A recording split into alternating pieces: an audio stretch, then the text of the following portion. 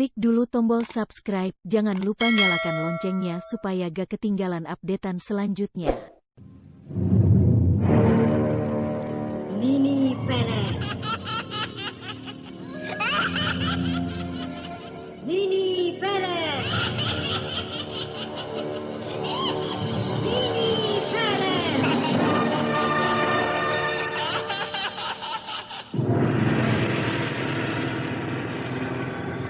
PT Dankos Laboratoris Indonesia bekerja sama dengan Teater Sanggar Cerita dengan bangga mempersembahkan sebuah serial sandiwara radio, Misteri Nini Pelet.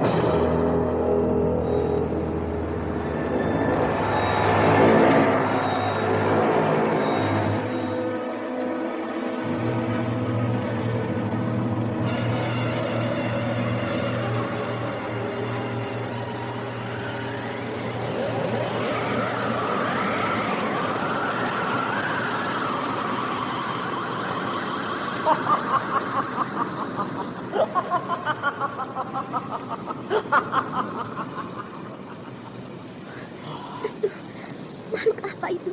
Mengerikan sekali. Dia berubah menjadi makhluk api.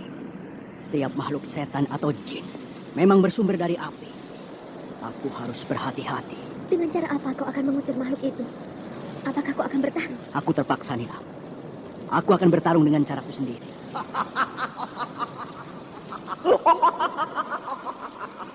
Ayo, lawanlah aku, anak muda. Ayo. Adib Gajah Musti.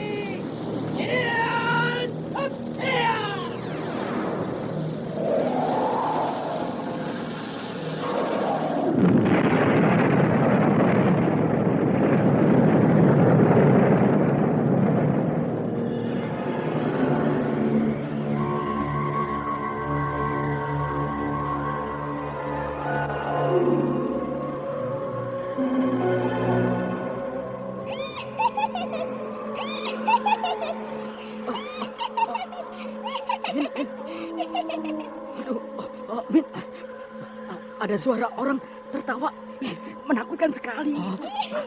Lihat di atas pohon itu. Kuntilanak.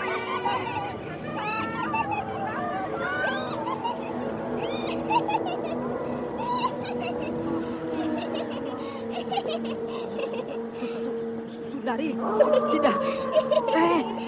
Dia terbang melayang-layang ke arah kita. Tidak. Jangan apa-apakan kami.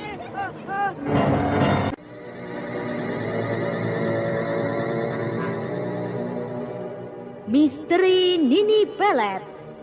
Kali ini mempersembahkan episode ke-19 dengan judul Makhluk Alam Gaib. Naskah karya Ari Hidayat. Teknik dan montase Moko Treasure. Dengan sutradara Dian Pertiwi.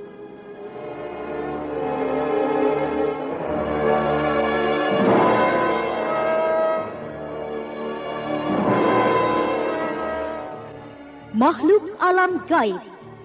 Sebuah kisah mendebarkan tentang malapetaka di sebuah desa yang disebabkan karena hadirnya makhluk yang berasal dari alam gaib.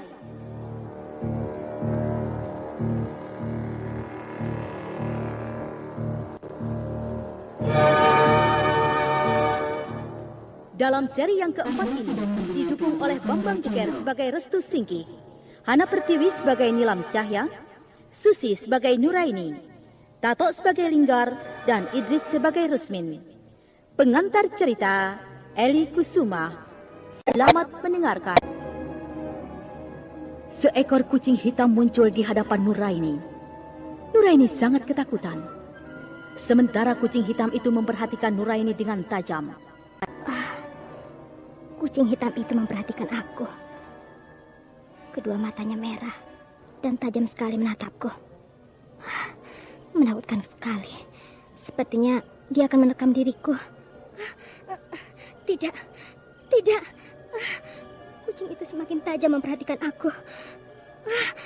Mulutnya menguap-nguap. Dia seperti ingin menerkamku. Mau apa dia?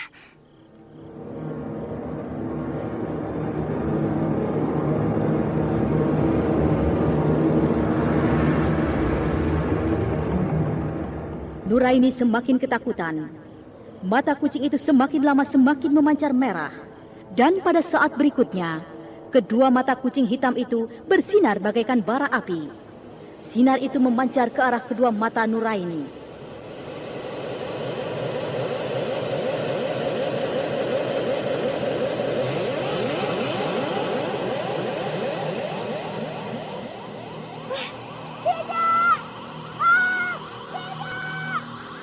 Sinar merah itu terus memancar ke mata Nuraini.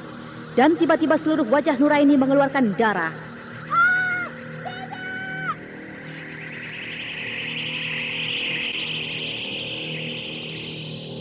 Darah terus keluar dari wajah Nuraini. Akhirnya tubuh Nuraini menjadi lemas dan roboh tidak bernyawa lagi. Kucing hitam itu masih menatap mayat Nuraini. Tiba-tiba mayat Nuraini semakin lama semakin kurus, bagaikan mengempis. Hingga akhirnya mayat itu berubah menjadi tulang-tulang tengkorak.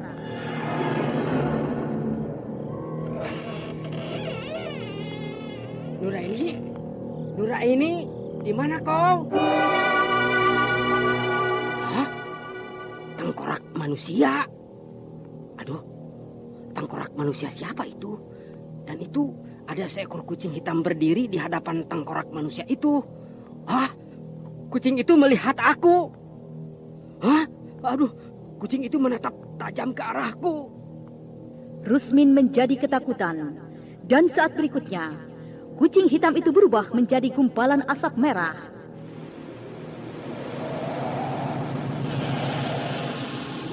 Hah? Kucing itu berubah menjadi gumpalan asap merah. Hah? Gumpalan asap merah itu berubah kembali menjadi seberkas sinar merah.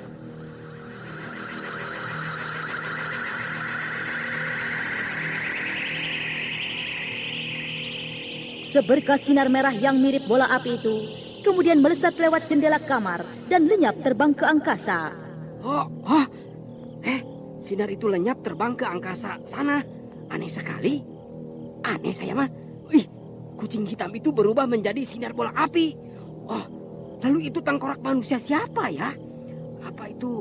Apakah itu Nuraini adikku? Oh, tidak. Itu pasti Nuraini.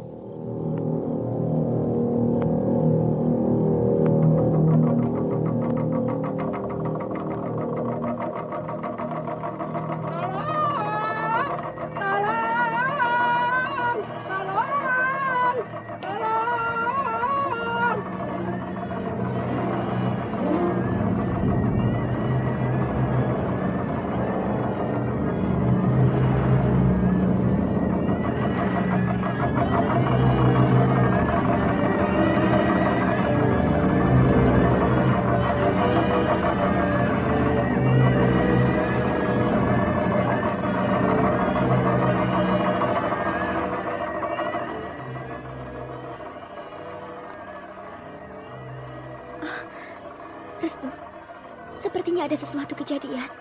Dengarlah, penduduk ramai sekali berdatangan. Iya, aku juga sempat mendengar suara orang berteriak-teriak meminta tolong.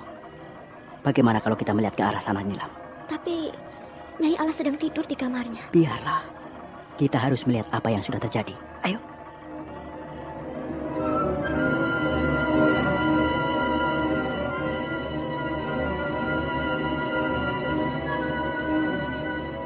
Restu Singgi dan Nilam Cahya segera berangkat ke rumah Rusmin. Ketika sampai di tempat itu, mereka melihat penduduk desa sudah berkumpul menyaksikan sosok mayat yang sudah menjadi tengkorak.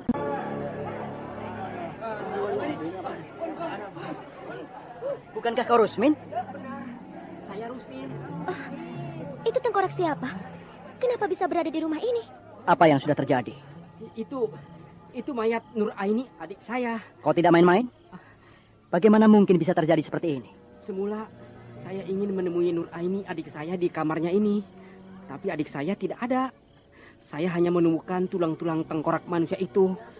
Dan saya curiga kalau tulang-tulang tengkorak itu adalah Nuraini, adik saya sendiri. Oh, Nuraini, malang sekali nasibmu. Aku tidak mengerti kenapa kau sampai bisa seperti itu, Nuraini. Aduh. Restu, kedengarannya aneh. Rasanya sulit dipercaya. Bagaimana mungkin Nuraini adik Rusmin itu bisa berubah menjadi tengkorak?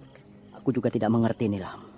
Rusmin, Ya, apa kau yakin kalau tengkorak itu adalah Nur Aini adikmu yang hilang? saya hanya curiga.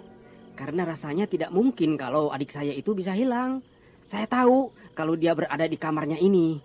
Dia tidak pernah keluar, sedang saya berada di luar kamarnya. Saya juga tidak mengerti. Aduh, Ini sangat aneh kejadiannya. betul aneh. Dan apakah ada hal-hal yang aneh yang kau temui selain tengkorak itu? Ada. Saya melihat seekor kucing hitam. Aduh, menakutkan sekali. Kucing hitam. Kucing hitam.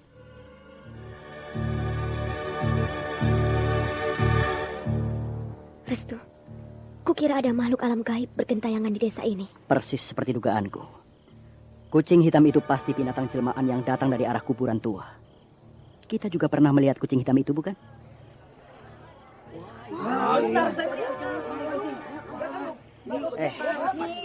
Ada apa di luar, Nilam? Sepertinya penduduk ramai sekali. Iya, mereka sepertinya sedang saling bicara dengan rasa khawatir.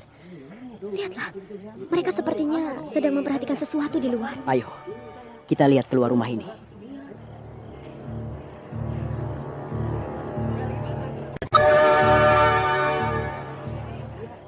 Restu, lihatlah. Rupanya penduduk sedang memperhatikan seorang laki-laki yang sedang berjalan terbungkuk-bungkuk di depan sana. Benar. Siapa laki-laki itu? Kumaha? Dia memakai topi dan tudung, berjalan terbungkuk-bungkuk di kegelapan malam. Rasanya kita kenal, Restu. Bukankah dia bergolo? Bergolo? Penjaga kuburan tua itu? Oh, benar, Nilam. Orang itu memang bergolo. Tapi kenapa penduduk memperhatikannya dan membicarakan seperti khawatir? Lihatlah, orang itu berhenti di depan rumah Nyai Alas. Dia sepertinya sedang memperhatikan rumah itu. Apa maunya orang itu? Kukira kita sudah tahu. Bukankah Nyai Alas pernah bercerita? Bergolo itu sejak dulu dan sampai sekarang ini mengejar-ngejar Nyai Alas. Laki-laki bungkuk itu sangat mencintai Nyai Alas. Tapi Nyai Alas tidak pernah menggubrisnya. Iya.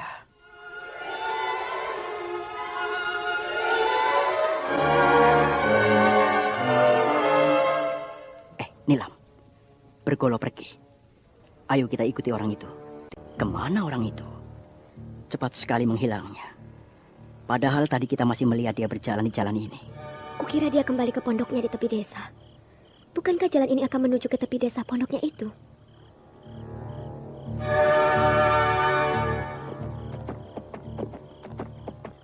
Nilam, dengar. Ada suara kuda berjalan ke arah kita. Bagaimana kalau kita sembunyi? Ayo, kita sembunyi di balik pohon itu. Kita intai. Siapa orang yang berkuda itu?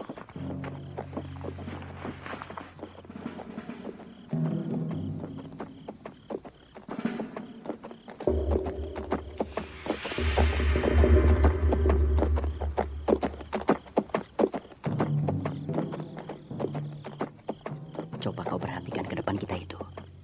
Sepertinya seorang anak muda yang menunggangi kuda. Iya. Apakah anak muda itu penduduk desa ini? Entahlah. Kelihatannya anak muda itu baru saja tiba di desa ini. Lihat, anak muda jalankan kudanya ke arah kegelapan. Bukankah jalan itu yang akan menuju ke kuburan Sundari? Sundari? Iya. Apa kau lupa? Bukankah Nyai Alas pernah bercerita pada kita kalau dia mempunyai anak gadis yang bernama Sundari dan sudah lama mati gantung diri? Kita kan juga pernah melihat kuburannya itu, Restu. Iya. Aku ingat. Sundari anak gadis Nyai Alas. Lalu siapa anak muda penunggang kuda itu? Mau apa dia menuju ke kuburan Sundari? Ayo, Restu. Kita lihat anak muda penunggang kuda itu. Restu Singgih dan Nilam Cahya bergerak di kegelapan malam memburu anak muda penunggang kuda itu. Sebentar kemudian, mereka sampai di sebuah tempat yang sunyi dan penuh dengan rimbunan pohon. Restu Singgih dan Nilam Cahya bersembunyi di balik semak belukar. Lalu mereka melihat seorang anak muda tengah berjongkok di hadapan sebuah kuburan. Kau lihatlah, Nilam. Bukankah itu anak muda penunggang kuda tadi? Benar. Mau apa dia berjongkok di hadapan kuburan Sundari? Nampaknya anak muda itu tengah berduka. Dia sepertinya sudah kenal benar dengan orang yang sudah lama mati. Apakah anak muda itu kekasihnya Sundari? Mungkin juga. Karena Nyai Alas pernah cerita juga pada kita kalau kekasih Sundari pergi dan tidak kembali lagi waktu itu. Bagaimana kalau kita dekati orang itu? Ayo.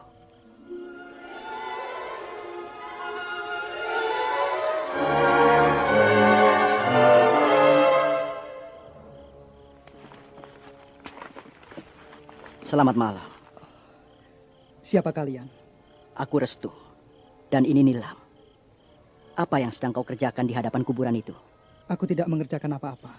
Nampaknya kau sudah kenal dengan orang yang sudah lama mati di kuburan itu. Dia kekasih saya. Bahkan calon istri saya. Restu, dugaan kita benar. Ternyata anak muda itu memang kekasih Sundari yang sejak lama pergi. Iya. Tapi kenapa dia tidak menemui Nyai Alas dulu? Nampaknya kalian berdua tamu di desa ini. Oh, benar. Tapi kami sudah lama tinggal di desa Simpruk ini. Di mana kalian tinggal? Kami tinggal di rumah Nyai Alas. Mendengar nama Nyai Alas, anak muda itu tersenyum sinis. Restu Singgi dan Nilam Cahya saling berpandangan heran. Ada apa denganmu? Nampaknya kau tidak suka mendengar nama Nyai Alas. Iya, sepertinya kau sudah sangat kenal sekali dengan Nyai Alas itu. Saya tidak bisa bercerita yang bisa memburukan orang lain. Nyai Alas sangat saya kenal sekali. Dia ibu Sundari kekasihku almarhum. Kami pernah dengar cerita tentang anak muda kekasih Sundari. Dan menurut Nyai Alas, anak muda itu pergi meninggalkan Sundari. Tentunya kaulah anak muda itu. Meninggalkan Sundari kekasihku? Itu tidak benar. Aku sangat mencintai Sundari. Aku pergi bukan meninggalkan cintanya. Bahkan aku ingin dia menjadi istriku secepatnya. Tapi aku tidak bisa berbuat banyak atas sikap Nyai Alas. Karena dialah aku pergi dari desa ini. Apakah Nyai Alas tidak setuju kalau kau menikahi anaknya? Iya, begitulah. Wanita itu kejam. Aku tidak suka padanya. Aku tidak bermaksud meninggalkan Sundari. Aku sangat mencintai dia. Malang sekali nasibmu, Sundari. Kenapa dia harus mengakhiri hidupnya dengan cara yang kejam? Kenapa dia nekat gantung diri? Tentunya kau bisa menceritakan kejadian yang sebenarnya. Kami sudah mendengar akan kematian Sundari dari Nyai Alas. Tapi kami belum tahu persis kenapa Sundari mati gantung diri. Sundari hanya menjadi korban nafsu iblis seorang laki-laki. Nafsu serakah ibunya sendiri. Bagaimana maksudmu? Bergolo. Laki-laki bajingan itu yang menghancurkan kebahagiaanku dengan Sundari. Bergolo telah menghancurkan rencana perkawinanku dengan Sundari. Kau kenal dengan orang yang bernama Bergolo? Dengarlah oleh kalian. Bergolo adalah musuh besarku. Dialah yang membuatku gagal kawin dengan Sundari. Bagaimanakah kisah selanjutnya? Nah, saudara pendengar, ikutilah lanjutan serial misteri Nini Pelet yang dipersembahkan oleh PT Dankos Laboratoris Indonesia di radio kesayangan Anda. Sampai jumpa.